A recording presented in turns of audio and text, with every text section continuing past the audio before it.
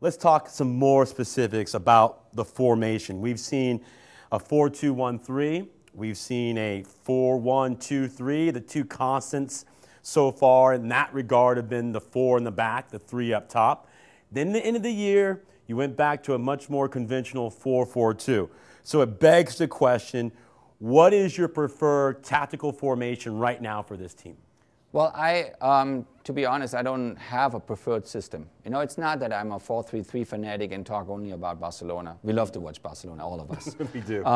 But you know, if it's a 4-4-2 that kind of reflects all the strengths of this team, then let it be a 4-4-2. If it's a diamond with a 4-4-2 or flat 4, if it's a 4-2-3-1, whatever formation it is, it has to kind of work all together. You know, it has to give the players a chance to show their strengths.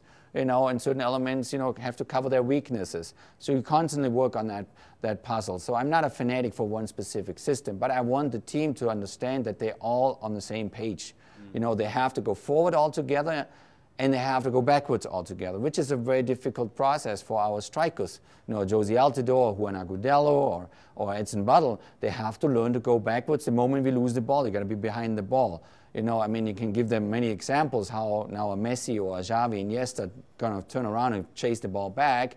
Yeah, that looks kind of automatic. Yes. It looks nice, and everybody talks about Barcelona that, you know, is absolutely the benchmark in global football right now. But nobody talks about the effort they put in there. They run everybody into the ground, so they run more than any other team. So it's not only the technical side of the game, it's the physical side of the game. They're there for each other throughout the whole game. You know, one guy makes a mistake, the other guy comes in and cleans it up for him. So that means, you know, the chemistry of a team is extremely important. You know, you can show that on examples. Messi is not the same Messi with Argentina than he is with Barcelona, because in Barcelona all the pieces work together, in Argentina they don't. So suddenly a Messi is kind of lost there. And so it's with many other players. So we are working on a group of players, an extended group of players that have to buy into the whole concept that you're just one piece of the puzzle. You know, and you got to do that job for that team. And maybe eventually down the road, it was one guy, maybe one diva that we might have, you know, and says, you know, I want to do it my way. He will be gone. You know, he won't fit into the Brazil roster, then hopefully after successful qualification.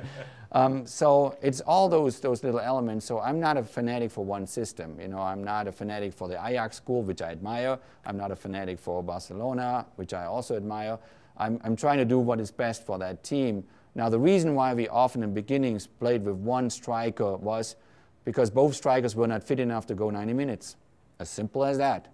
So I knew that, you know, one is running out of gas and I could bring the next one in, because if I start both right away, it kind of limits my options in the second half to change things. So after 4 or 5 months in our process, then, you know, we got to a point where both, in that case now, Josie Altidore and Edson Buddle had far more energy, far more drive. They understood our game. They knew how to chase people also.